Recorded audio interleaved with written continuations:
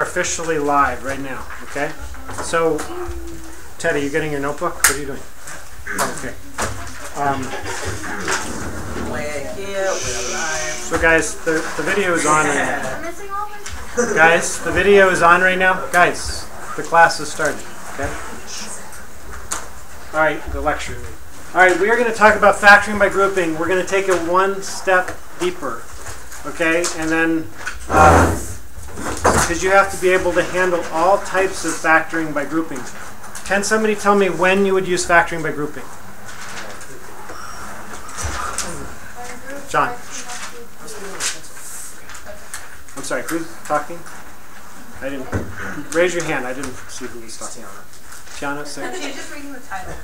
I said when it was connected with hyphen. Because I wanted to be sure you knew that was a negative sign.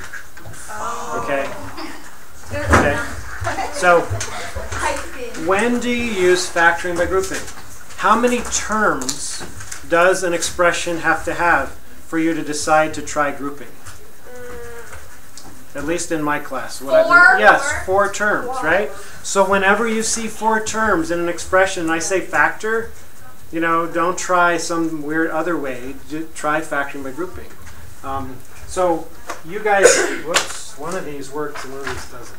This is the only one. You guys know how to do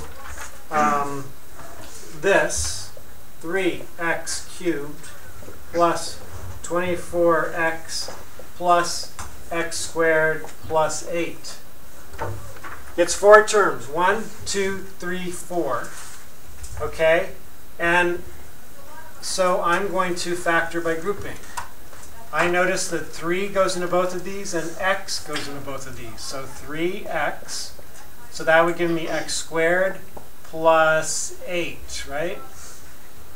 And then plus, now look, I've got to do something here. What would I put here?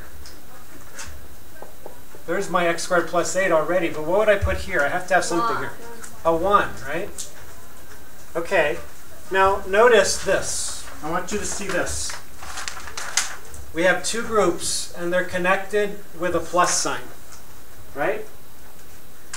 The question is what to do when they connect with a negative sign. It's not that complicated, but there is like a little extra thing there that you've got to be aware of, and that's what we're going to practice.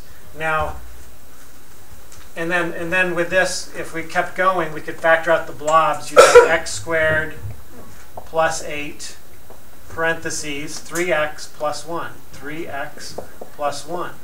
Factoring that out of this, 3x. Factoring that out of this, 1. Right? Now let's try it when you have a negative sign. Let's try, can I erase this? No. I Not yet? can't see anything. Sorry. I apologize. I'm going to use a different color. Brown. Okay. Let's try this one. 3x cubed minus 6x squared minus 10x plus 20. All right. Now notice, rid of that. Notice that now my groups of 2 are separated with a negative sign. Okay? That's kind of going to cause one slight difficulty. So I've got the first thing I do is I factor out my blobs, right? So I can take a 3 out of both of these and an x squared. 3x squared. You guys all remember, right? That my choice with numbers is pretty obvious. 3 goes into both of these numbers, right? And with the x cubed versus x squared, it's always going to be one of those 2.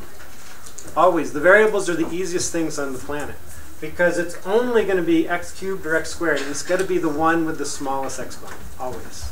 So that's what I chose. I chose this one with the smallest exponent. Parenthesis. And then I've got, what is this? X minus 2, right? Yes? Okay. Doggone it, though. Look at this. We've got this negative sign here. Right now, does that negative sign affect this plus sign here, plus 20? Does it? No. It's not touching it. It has nothing to do with this plus 20. But as soon as I put things in parentheses, watch this. As soon as I do minus, and then what goes into 10 and 20? 10. So I could take out a 10. Now look at this. As soon as I do this, is that going to affect this? Now, because of distributive property, it is going to affect it, right? So I have to make sure it's right. That's the key. So 10 times what is 10x? Or negative 10 times what is negative 10x? It's x, right? And then negative 10 times what is equal to positive 20? Negative 2, right? You see that? It's going to be negative 2. Most people, this is where people mess up. They put a plus sign here because they think a plus sign is there.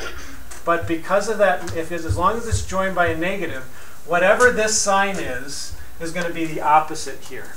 Does that make sense? John, you seen that? No, yeah. Whatever's here is going to be opposite here, right? Okay, so that's pretty straightforward. Now you have blobs that work. So we've got, factor out the blobs, x minus 2 times 3x squared minus 10. 3x squared minus 10. You see? Does that make sense? I think maybe I'll do one more just to drive it home. And then I'm going to have you guys break into groups and work in your groups and work on the homework. So let's do, all right, let's do this one.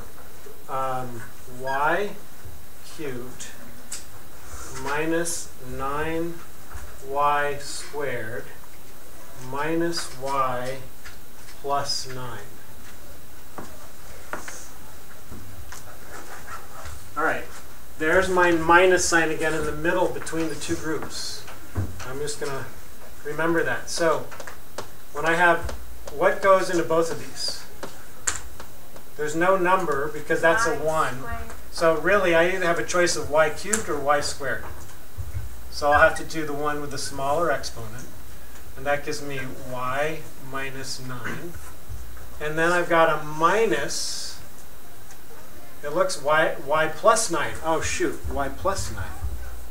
But as soon as I do minus, and then I do like this, minus 1, y is going to be minus 9. This has to be opposite this. Just by putting the parentheses now, that minus sign affects that last term. Okay? Then I have blobs that work. I can factor them out. By the way, I have a question. Will you always get blobs that work? No. No. In fact, probably the only time you will is in a math class, because real life doesn't work that way.